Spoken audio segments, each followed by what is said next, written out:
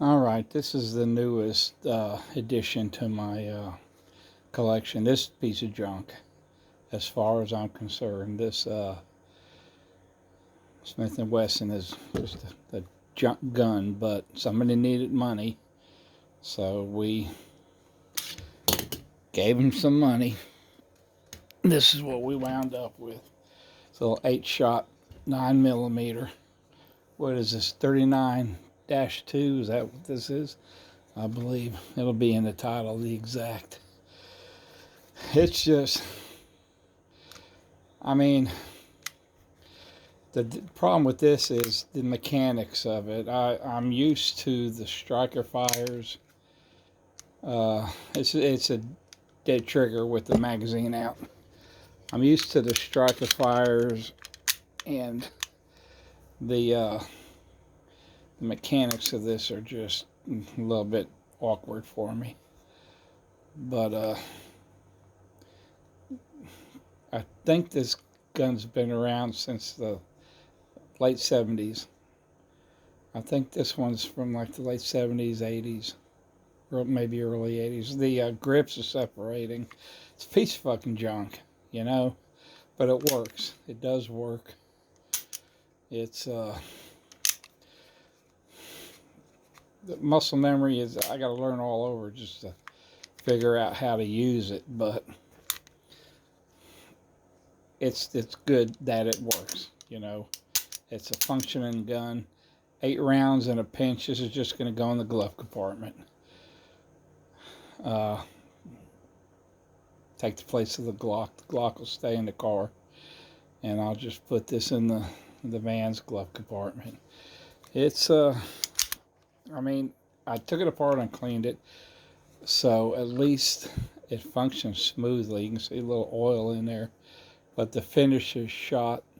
The grips, I was going to go ahead. I contacted Smith&Wesson and told them I needed a set of grips, and they wanted the serial number to get the grips. And yeah, that's right. That's what I had to do to get the little plugs for my 2.0 when I took the safety off. But I didn't bother to contact them. Not that I think the gun is stolen. I think the gun was traded to one of my partner's boys for some work he did. I think that's why he gets a bunch of junky guns, because he takes junky guns for payment for work he does. And then the other brother who needed the money wound up with this. And I told Jeanette, I said, look, you know, because I knew he had a 45 Colt. He had one of those Italian pistols, which was, you know, it was in rough shape, but, you know, not as rough as this, because the nickel is chipped off of this all over the place. And, you know, kind of, there's not really any rust.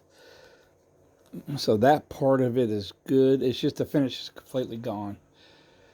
But anyhow, so what I was saying was I went ahead and contacted them for new grips and didn't bother, because I don't know. I mean, the gun might turn out to be stolen. Who knows who gives those boys what for what? They're not checking to see if these things are stolen.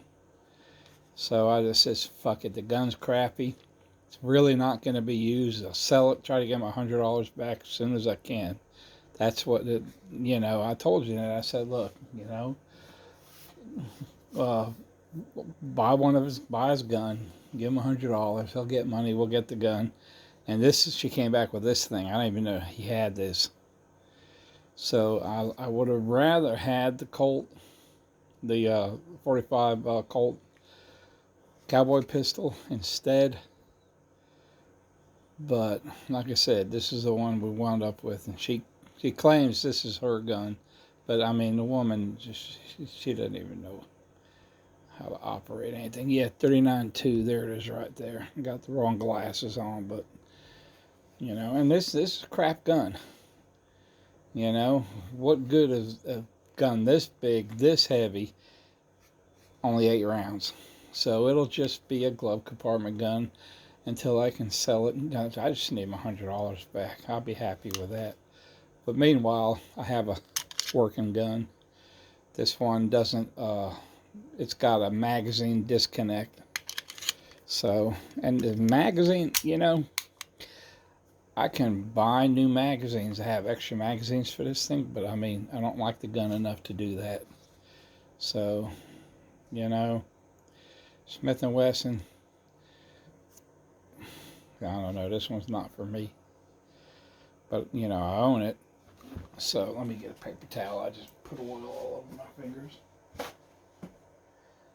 I mean, this is better than a, well, I don't know. I was going to say this is better than a High Point. But I mean, I get a brand new High Point, and all the components would be new. This have lifetime warranty. This thing's got a hair trigger. Once, I ran one magazine through it. Once you get into, after you fire the first shot, then I guess it's in single action, right?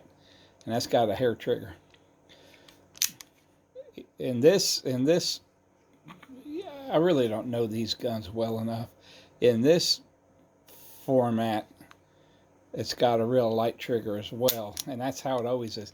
In single action, is this single action? No, this is double action. In double action, it's got a real long, heavy pull. But in single action, so when I was firing it, I was a little surprised at the trigger, the way the trigger was answering. You know, it took me a little bit aback because the trigger was so light. And I've actually thought, well, you know, I might can give it to somebody to rebuy. I know I can get new grips. Smith&Wesson already, you know, said they have grips for it. I was thinking, should I get this thing re-nickeled, replated? And then I thought, is it worth it, number one, on an 8-shot pistol? Doesn't bring the value up at all. In fact, I don't even know if this thing right now, as it is worth the $100 we paid for it.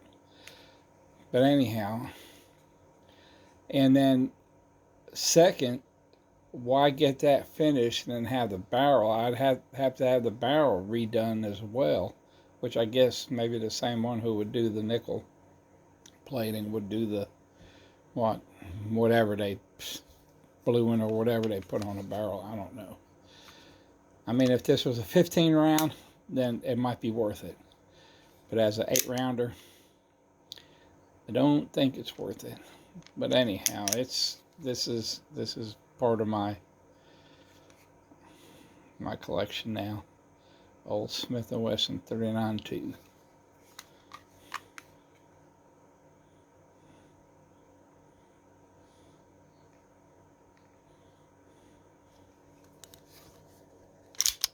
Yeah, the manual arms is really, really, really awkward for me. A little bit of dirt in there, a little dirty oil. That's okay, because what's happening, I think, is the ballistol is taking off a lot of the surface crap in there. I took this thing completely apart. Kind of comes apart like a 1911, which I had a little bit of familiarity with, dealing with them in the Navy back in the 70s. You know, it's a lot alike. Well, it's a little like taking apart a 1911. Yeah, very strange manual of arms. All right, well, there you have it. Smith&Wesson 39-2.